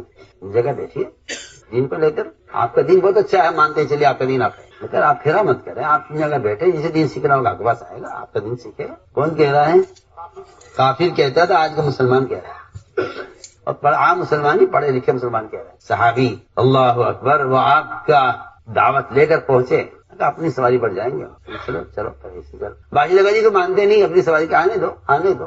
کیا بات ہے کہ اس راستے کا مجاہدہ بادشاہ کے دل کو مرعوب کیے ہوئے ہے. بات اصل یہ صاحب تو آپ سے کہہ رہا ہوں کہ ذرائع میں وہ تاثیر نہیں ہے, کیونکہ ذرائع میں مجاہدہ نہیں ہے. مجاہدہ آپ کے بدن کے استعمال میں ہے. جتنا اللہ کے یہاں آپ کا مجاہدہ پہنچے گا, اللہ کی طرف سے باطل کے دل میں رعب پیدا کیا جائے گا. یہ ہے دعوت کی سنت, اور یہ نبیوں کی مدد کا اصل بنیادی سبب یہی ہے. بادشاہ کا بھی آنے دو, اپنی سواری کا آنے دو. قلعے کے دروازے پر پہنچ کر کہا چلیے اتریے, یہاں دیکھیے قلعہ آ گیا. کہ نہیں, ہم تو اپنی سواری پر اندر جائیں. پڑھیے آپ کو تو پتہ ہی نہیں ہے نا, آپ تو صرف درسی کتابیں پڑھ کر یہ سمجھتے ہیں کہ ہمیں سب کچھ معلوم ہے. آپ نے کبھی دعوت کو پڑھا ہی نہیں ہے, سمجھا ہی نہیں ہے کبھی. یہ ہے تو لوگوں پر. وہاں پہنچے تو قالین کی قالین بچھے ہوئے, اور اس کے ٹٹو کے پیر گھسے اس میں. علی بن عامر رضی اللہ تعالیٰ عنہ وہ قالین کو پھاڑتے چلے گئے. سارے وزراء بیٹھے ہوئے ہیں, تب تک بادشاہ بیٹھا ہوا ہے. ہمت ہے کسی کو کوئی روک دے, کوئی بول دے؟ جو مدینے سے چل کر آ رہا ہے, اس راستے کی تکلیفیں برداشت کر کے, اس کے اس عمل سے بھی کسی کے اندر روکنے کی ہمت نہیں. وہاں لے جا کر سونے کے تاروں سے بنے ہوئے تکیے رکھے ہوئے تھے, خوبصورت قیمتی. جب رٹو بھاگنے لگا تو اس تکیے کے اندر نیزے سوراخ کی آر پار اس میں رسی باندھی. تکیہ بھاری تھا, ابھی ٹٹو کی, اور بادشاہ سے بات کی کہ یا تو آپ نیچے اتریے, یہاں بیٹھ کے بات ہوگی, ایسے تھوڑی ہم آپ کو خط لکھ دیں اور آپ کو پیغام پہنچ جائے. جی ہاں, سن لیجیے, سارے انکار کرنے والے سن, ایسے تھوڑی ہوگی بات. ہم آپ کے ساتھ بیٹھ کے بات کریں گے, یا تو آپ تخت سے نیچے اتریے, یہاں بیٹھیے, یا ہمیں اجازت دیجیے, ہم اوپر آتے ہیں آپ کے پاس. میں اوپر بیٹھ گیا تو مجھے کوئی عزت نہیں ملے گی, آپ نیچے اتر گئے تو آپ کی کوئی ذلت نہیں. بادشاہ کا بات بالکل ٹھیک ہے, ان کو اوپر لاؤ میرے پاس. جن بادشاہوں کی اولاد تخت پر نہیں بیٹھ سکتی, ان کے ساتھ ایک دین کی دعوت کو لے کر جانے والا بادشاہ کے تخت پر بیٹھ کر بات کر رہا, کہہ رہا ہے کہ تمہارے تخت کے نیچے کی زمین ہم حاصل کر چکے ہیں, اگر تم واپس لینا چاہتے ہو تو ہمارا دین اختیار کر لو, تمہاری بادشاہ تمہیں سلامت. اور اگر یہ دین تمہیں مطلوب نہیں ہے تو ہمارے نبی ہمیں خبر کر چکے ہیں کہ تمہارے تخت کی زمین پر ہم قبضہ کر چکے ہیں. بادشاہ نے کہا بالکل ٹھیک کہہ رہے ہیں. گزرا نے کہا یہ پاگل ہے, باتوں میں آ گئے آپ. بادشاہ نے کہا پاگل یہ نہیں, تم سارے پاگل ہو. تم دیکھتے اس کی بات میں کتنی قوت ہے. اس کو کیا ہے, یہ وہ رعب ہے جو دعوت پر اللہ کی طرف سے موعود ہے. اگر آپ دعوت کو بدلیں گے تو آپ کی دعوت کا اثر باقی نہیں رہے گا, یہ پکی بات ہے. آپ نے اگر دعوت پہنچانے کے رواج اختیار کیا, مولانا کا ملفوظ ہے کہ رواجی طریقوں سے رواج ترقی کرے گا, دین ترقی نہیں کرے گا. آپ شیطانی راستوں سے دین کی باتیں پھیلانے کو تبلیغ سمجھتے ہیں. معصیت میں مبتلا ہیں, ان آلات کے استعمال کرنے والے گناہ میں مبتلا ہیں, اور یہ کہتے ہیں دعوت کا کام کر رہے ہیں. موٹی سی بات. اگر آپ آلات کے ذریعے دین پھیلا رہے ہیں تو آپ معصیت میں مبتلا ہیں, اور لوگوں کو معصیت میں مبتلا کرنے کا ذریعہ بنے ہوئے ہیں. آپ سنیے, معمولی کام نہیں ہے. جس طرح نماز کے طریقہ متعین ہے, اس کے خلاف آپ کریں گے نماز مردود ہو جائے گی. میں صاف کہتا ہوں کہ دعوت کا طریقہ متعین ہے, آپ اس کو بدلیں گے تو آپ کی دعوت اللہ کی قبول نہیں ہوگی, اس کا کوئی نتیجہ نہیں نکلے گا. جس طرح عبادت کا بگڑنا دین کو بگاڑے گا, اس طرح دعوت کا بگڑنا بھی دین کو بگاڑے گا. اس طرح نماز عبادت میں ضابطہ ہے اللہ کا, اس طرح دعوت ہدایت میں ضابطہ ہے اللہ کا. اس لیے نبی کا اتباع جس طرح عبادت میں لازم ہے, صلو کما رأیتمونی اصلی, اللہ کی قسم اسی طرح دعوت اللہ میں نبی کا طریقہ مطلوب ہے. اس سے ہٹ کر کوئی طریقہ نہیں, اس سے ہٹ کر کوئی طریقہ. یہ آپ کے دماغ کی اختراع ہے, اور یہ آپ کا اپنا ذاتی خیال ہے کہ یوں بھی ہو سکتا ہے, یوں بھی ہو سکتا ہے. آپ کہیں نماز کا طریقہ بدل کے دکھلائیے کہ نماز کا طریقہ بدلیے. آپ جو کہتے ہیں کہ دعوت کا کوئی طریقہ متعین نہیں, پہلے آپ یہ کہیے نماز کا کوئی طریقہ متعین نہیں. کہیے آپ, جب آپ نبی کی نماز کو نہیں بدل سکتے تو نبی کے طریقے دعوت کو بھی نہیں بدل سکتے. زمانہ بدلے بدلا کرے, زمانہ بدلے تو بدلا کرے. سیدھی سیدھی بات. تو آپ کا یہ کہنا کہ جی کسی بھی ذریعے سے پیغام پہنچانا بھی دعوت ہے, نہیں. کسی بھی طریقے سے نماز پڑھنا عبادت ہے, نہیں ہو سکتی. تو آپ کا خط لے کر گئے ہیں شجاع بن وہب. کہا لوگوں نے بادشاہ ہم پہنچا دیں گے, نہیں ہم کو ملاقات کریں گے. انہوں نے لے جا کر بادشاہ کو خط دیا کہ کہاں سے آئے ہو, کہ یہ صرف سے. کس نے خط بھیجا ہے؟ کہ محمد صلی اللہ علیہ وسلم نے. ہم آپ کو دعوت دینے کے لیے آئے. اس نے خط پڑھا, پھاڑ دیا, خط پھٹا, اور یہاں سے شجاع بن وہب واپس آئے. بادشاہ نے تلاش کرایا ان کو, یہ نہیں ملے. نکل چکے تھے بادشاہ کے حدود سے. انہیں یقین تھا ہم خود آ کر دعوت دے چکے ہیں, اب اگر یہ نہیں قبول کرے گا تو اب اللہ کا عذاب آئے گا. وہاں سے نکل گئے, وہ سیدھے مدینے پہنچے. جا کر کہ اللہ میں نے آپ کو خط پہنچا دیا تھا. اس نے خط پھاڑ دیا. آپ نے فرمایا اس نے خط نہیں پھاڑا, اس نے اپنا ملک پھاڑ دیا. ادھر اسے غصہ آیا کسرا کو. اس نے بازان کو حکم دیا, یمن کے گورنر کو, کہ جس آدمی نے ہمیں اپنے دین کی دعوت دی ہے اور اس نے ہمیں خط لکھا ہے, اور خط میں اپنا نام پہلے لکھا, ہمارا نام بعد میں لکھا, ہم بادشاہ ہیں. بازان سے کہا کہ صرف 2 آدمی بھیجو, میں نے تحقیق کر لی ہے, یہ بڑے کمزور لوگ ہیں, قسمہ پرس, پریشان حال اور فاقہ مست لوگ ہیں, کوئی طاقت ان کے پاس ہے نہیں. بس 2 فوجی بھیج دو جو انہیں گرفتار کر کے لائے. بازان کو حکم دیا, جو یمن کا گورنر تھا. یہاں سے 2 فوجی سیدھے پہنچے, پہلے طائف گئے, وہاں کے کفار سے ملے. کیسے آنا ہوا کہ ہم تو کسرا کے پاس سے آئے ہیں, ہم بڑے طاقتور 2 فوجی ہیں. کیوں آنا ہوا کہ ہم ان کو لینے کے لیے آئے ہیں, جنہوں نے آپ کو تنگ کیا ہوا ہے, نیا دین لے کر آئے ہیں. کفار بڑے خوش ہوئے, ان کا لو بھائی تو سپر طاقت ان کے مقابلے پر آ گئی ہے, اب تو ہم آرام سے بیٹھیں گے. کیا کبھی خوب اکرام کیا ان کا, پھر ان کو راستہ بتایا, رہبر دیا کہ جائیے مدینے جائیے, اور انہیں جیسا کر کے آپ یہاں سے لے جائیے تاکہ یہ قصہ ختم ہو. وہ وہاں پہنچے دونوں آپ سے میں خدمت میں. وہاں کا معاملہ یہ تھا کہ کوئی قتل کے ارادے سے آئے, قید کرنے کے ارادے سے آئے, جاسوسی کے ارادے سے آئے, زہر دینے کے ارادے سے آئے, کوئی بھی برا ارادہ لے کر آئے, آپ کا کیا ارادہ ان کے ساتھ ہے؟ سوال اس کا ہے, سوال اس کا نہیں ہے کیا چاہتے ہیں. سوال یہ کہ آپ کیا چاہتے ہیں. جی ہاں, ان آنے والوں کی تبدیلی جی ہاں آپ کے ارادے پر ہے. آپ نے فرمایا کہ دیکھو یہ 2 آدمی آئے ہیں, ان کو آرام کراؤ, ان کا اکرام کرو, ان کو رات کو ٹھہراؤ, صبح ہمارے سامنے پیش کر. ظاہر بات ہے کہ 2 فوجی کسرا کی طرف سے, آپ چاہتے انہیں قتل کرا دیتے سارے, دونوں کو قتل کر دیا. لیکن نہیں, سوال اس کا ہے کہ یہ 2 آدمی آئے ہیں, ان 2 آدمیوں کے ذریعے سے جہاں سے بھیجے گئے ہیں اس قوم کو دعوت دینے کے لیے ان کو استعمال کرنا ہے. وہاں یہ نہیں ہے کہ کام کون کرے گا کون نہیں کرے گا. وہاں فوجی جو قید کے ارادے سے آئے ہیں آپ کو لے جانے کے لیے, ان کو داعی بنا کر بھیجنا ہے واپس. نہیں کہ خط ایک دن کے ساتھ ہی بھیج دو, چلو خط بھیج دو. آپ نے ان دونوں کو رات کو آرام کروایا, صبح کا مسانے پیش کر گیا. دونوں کانپ رہے تھے ڈر سے, خوف سے. فوجی کیا بات ہے, کیوں بھگا رہے, کیسے آنا؟ کہ جی وہ ہمارا جو بادشاہ ہے کسرا, اس نے آپ کو طلب کیا ہے. آپ نے فرمایا کہ جس نے مجھے طلب کیا ہے, رات میرے آقا اللہ نے تمہارے آقا کسرا کو اسی رات میں قتل کر دیا. آپ کیا بول رہے ہیں؟ ہاں جو میں کہہ رہا ہوں دیکھ کر کہہ رہا ہوں. اس نے کہا اتدری ما تقول, آپ کو خبر آپ کیا بول رہے ہیں؟ میں ہاں مجھے معلوم ہے, دیکھ کر کہہ رہا ہوں کہ اس رات میں قتل ہوا ہے. کہ اس رات میں قتل ہوا تو 15 دن کی یا مہینے کی مسافت سے آپ کے پاس کیسے خبر آ گئی؟ کہ میرے اللہ نے بتایا. اس میں ایک آدمی تھا بڑا سمجھدار, نے کہا یہ اس طرح بول رہے ہیں, یہ کوئی بات ہے حقیقت اس کے. اس نے فوراً تاریخ اور وقت لکھ لیا کہ یہ رات ہے, یہ تاریخ ہے, اور یہ یوں کہہ رہے ہیں. وہاں سے آدمی دوڑایا یمن کی طرف کہ جی یہ تو یہاں کا تو معاملہ ہی دوسرا ہے, اور یہ تو یہ کہہ رہے ہیں کہ تو ہمیں کیا کرو گے گرفتار کر کے لے جا کر, جن کے لیے گرفتار کر رہے تھے وہ تو قتل کر دیا گیا. وہاں سے اس بازار نے, یمن کے گورنر نے آدمی دوڑایا, گھوڑا دوڑایا کسرا کی طرف. خبر آئی کہ بالکل جس رات میں آپ نے فرمایا اسی رات میں کسرا کا قتل ہوا ہے. اس کے بیٹے شہروے نے اپنے باپ پرویز کو قتل کیا. یہ حدیثیں پڑھو تو پتہ چلے گا کہ نصرت, اللہ کی قسم کھا کر کہتا ہوں, خود دعوت دیے بغیر مسلمان کی مدد نہیں ہوگی. چاہے نماز پڑھو, روزے رکھو, ذکر کرو, تلاوت کرو, سارے اعمال خیر کر لیں آپ, لیکن اس پر مدد کا وعدہ نہیں ہے. آپ کو تعجب ہوگا میری بات پر, حقیقت یہ موالیاسا کا ملفوظ ہے کہ دین پورے دین پر چلنے والا آدمی دین کا مددگار نہیں ہے. پورے دین پر چلنے والا بھی دین کا مددگار نہیں ہے. دین کا مددگار وہ شخص ہے جو دوسروں کو دین کی دعوت دے رہا ہے. پڑھیا قرآن پڑھیے نا, آپ ملفوظ تو بعد میں دیکھیں, پہلے قرآن پڑھو. شرط لگائی اللہ نے, ان تنصر اللہ ینصرکم, اگر تم اس کے دین کے مددگار ہو. کسے کہتے ہیں مددگار؟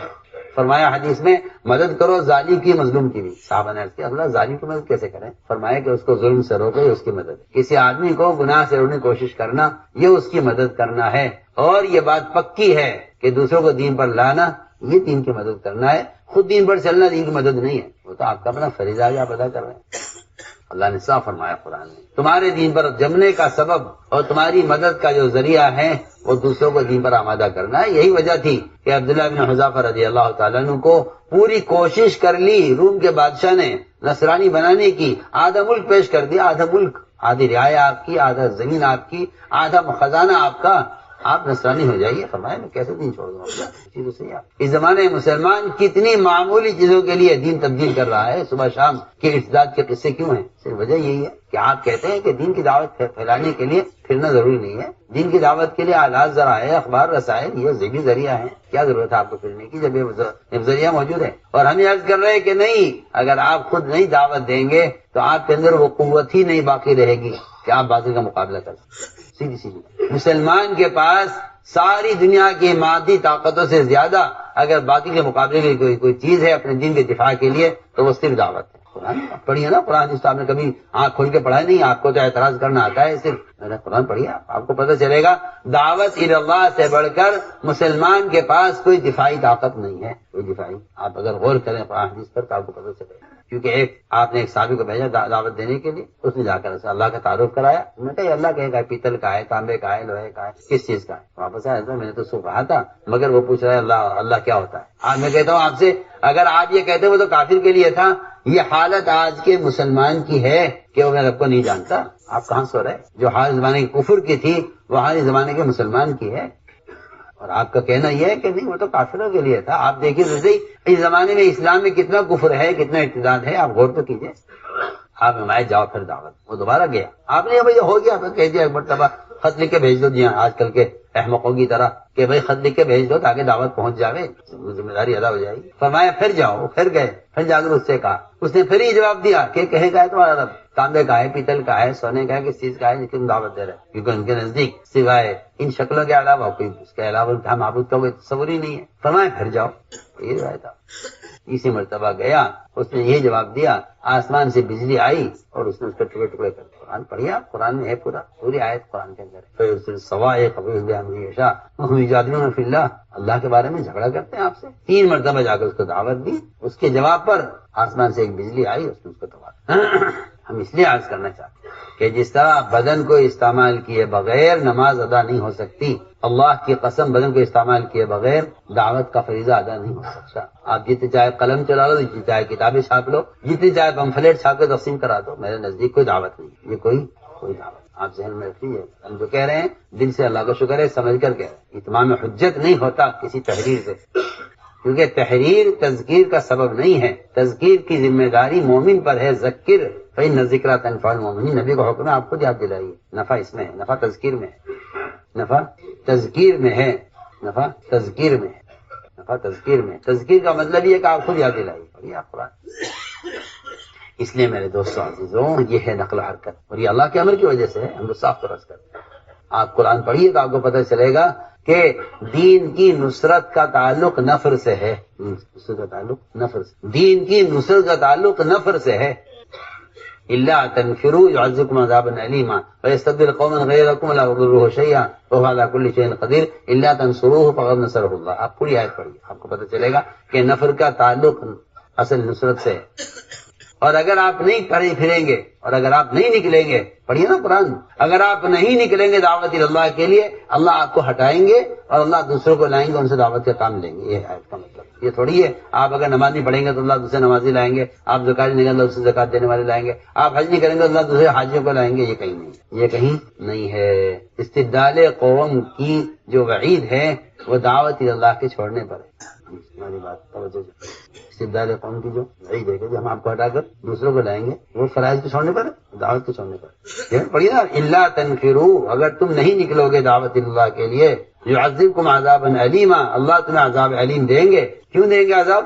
میں تو نماز پڑھتا ہوں، میں تو روزہ بھی رکھتا ہوں، زکات بھی دیتا ہوں، حج بھی کرتا ہوں، میں تو سارے اعمال خیر کر رہا ہوں، اللہ مجھے عذاب کیوں دیں گے؟ کہ اللہ تمہیں عذاب اس لیے دیں گے کہ تم نے دوسروں کو عمل پر آمادہ نہیں کیا۔ سیدھی سیدھی بات، اس کا تو زمانے میں مسلمان کو تصور بھی نہیں ہے۔ وہ تو بیچارے تبلیغ میں نکلنا دین سیکھنے کے لیے مدرسہ سمجھتے ہیں، مدرسہ ہے کچھ دن اس میں پھر لو تاکہ نماز پڑھنی آ جاوے، روزہ رکھنا آ جاوے، زکات اور مسائل کا علم ہو جاوے۔ جی لوگ اتنا سمجھتے ہیں اس کام۔ تعلیم دین کے لیے سمجھتے ہیں تبلیغ، جو سیکھ چکے ہیں وہ نہیں نکلتے، جو سیکھے ہوئے ہیں ان کے نزدیک کوئی اہمیت نہیں ہے۔ حالانکہ تعلیم دین کے لیے نہیں ہے، خروج اقامت دین کے لیے۔ خروج کس لیے ہے؟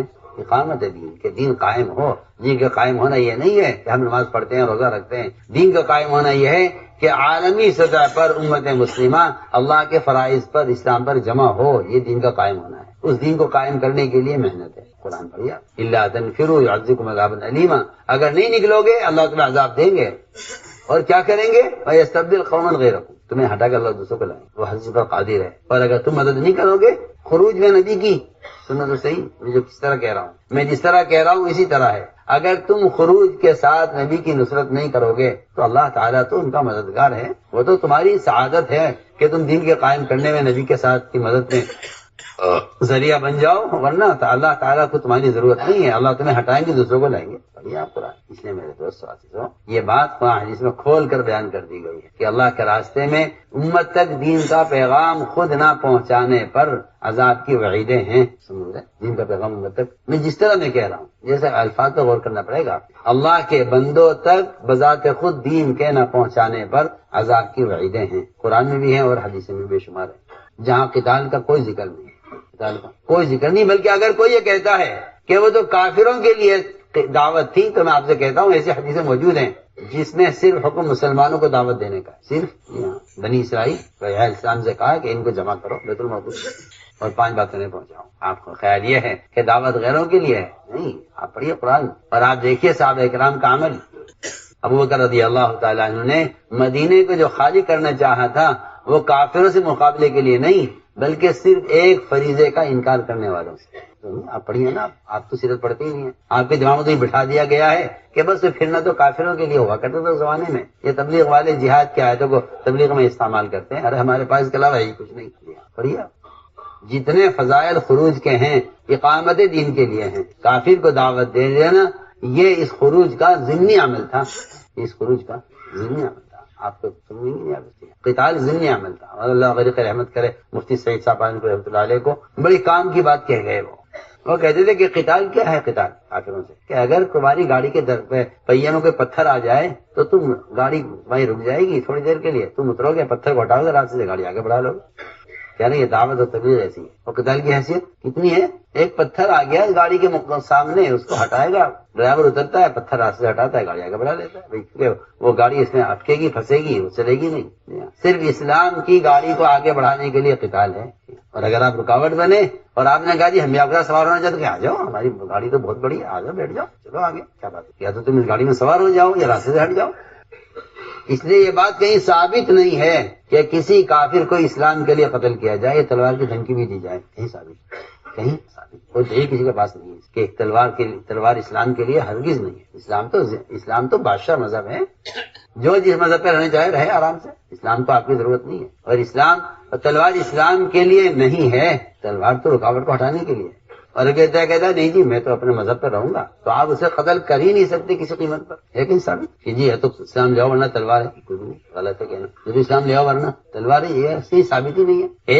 ایک مشرک نے آپ صلی اللہ علیہ وسلم پر تلوار سوت لی، آپ سوئے ہوئے تھے، آپ کی آنکھ کھلی، تلوار اس کے ہاتھ میں تھی، آپ اکیلے تھے، صحابہ ادھر ادھر سب منتشر ہو گئے تھے، مشہور روایت ہے، آپ قبلہ فرما رہے تھے ایک درخت کے نیچے، تلوار تو لٹکی ہوئی اٹھائی آپ کو قتل کرنے کے لیے۔ آپ نے فرمایا، اس نے کہا کون بچائے گا آپ کو؟ اللہ بچائیں گے۔ تلوار اس کے ہاتھ سے گری، آپ نے اٹھائی، آپ نے تو یہ کہا اسلام لے آؤ ورنہ تلوار ہے، نہ آپ نے یہ کہا بھائی آپ نے میرا قتل کے ارادے کیا ہے میں آپ کو قتل کر دوں، آپ نے اس سے بہت نرمی سے پوچھا کہ تمہیں اسلام کے مذہب میں رغبت ہے؟ لگا نہیں، میں جواب ہو اپنے دین پر، آپ چھوڑ دیتے ہیں۔ میں کہا جی آپ تو بڑے احسان کرنے والے ہیں، میں اس احسان کے بدلے میں آپ سے کہتا ہوں کہ آپ کے دین میں رکاوٹ نہیں بنوں گا اور رکاوٹ بننے والوں کی مدد نہیں کروں گا۔ فرمایا جاؤ رہو اپنے دین پر، کیا بات ہے؟ جو قرآن میں ہے لا اکراہ فی الدین، دین میں زبردستی نہیں ہے۔ کافروں کے لیے تھی آیت، اس زمانے کا مسلمان سمجھتا ہے ہمارے آیت ہمارے لیے ہے، اگر ایک سے دوسری مرتبہ نماز کو کہہ دو تو کہتا ہے جی دین میں زبردستی نہیں، آپ نے مجھے نماز کی دعوت دے دی، بس ہو گیا، آپ کی ذمہ داری پوری۔ حالانکہ یہ آیت مسلمان سے متعلق کہیں سے کہیں تک بھی نہیں ہے، اور اس کافروں سے متعلق آیت کو مسلمانوں نے کس سے جوڑ لیا؟ اپنے آپ سے جوڑ لیا۔ جب کہا بھائی نماز کو آ جاؤ، ایک دفعہ کہا، دوبارہ کہا، میاں دیکھو قرآن میں لا اکراہ فی الدین، دین میں زبردستی نہیں ہے، آپ نے مجھے دعوت دے دی نماز کی، بس دے دی جائیے۔ کیا یہ آیت اس سے متعلق ہے نہیں، بالکل بھی نہیں۔ یہ آیت قرآن کی آپ سے متعلق ہی نہیں ہے، یہ تو کافر سے متعلق ہے کہ کسی کافر کو دین میں اسلام پر کے لیے مجبور مت کرنا۔ لا اکراہ فی الدین قد تبین الرشد من الغی، کہ کفر اور اسلام ظاہر ہو چکا ہے۔ اب آپ کسی سے مت کہیے کہ اسلام لاؤ، کیا وہ تو ظاہر ہے، جس کا دل چاہے اسلام لائے، جس کا دل چاہے دین پر رہے۔ تو کیا سمجھا مسلمان کہ جی لا اکراہ فی الدین، کوئی دین میں زبردستی نہیں ہے، آپ نے دعوت دے دی، بس آپ کی ذمہ داری پوری ہو گئی۔ اگر کوئی دعوت دینے والے کو یہ کہہ دے کہ آپ اپنا فکر کریں تو اللہ کے نزدیک یہ سب سے بڑا گناہ ہے۔ سمجھیں کیا کیا؟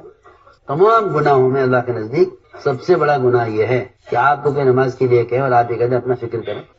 عبداللہ بن مسعود فرماتے ہیں رضی اللہ تعالیٰ، عجیب اس آیت کے ذیل میں کہ جب کہا جاتا ہے لوگوں سے بھائی اللہ سے ڈرو، نماز پڑھ لو، تو وہ کہتا ہے بھائی آپ اپنا فکر کیجیے نا، آپ کو ہمارے کیا فکر ہے۔ اتنا کہہ دینا اللہ کے نزدیک سب سے بڑا گناہ ہے۔ عبداللہ مسعود کا قول ہے کہ اگر کوئی آدمی دعوت دینے والے کو یہ کہہ دے کہ آپ اپنا فکر کرو تو اللہ کے نزدیک تمام گناہوں میں سب سے بڑا گناہ ہے۔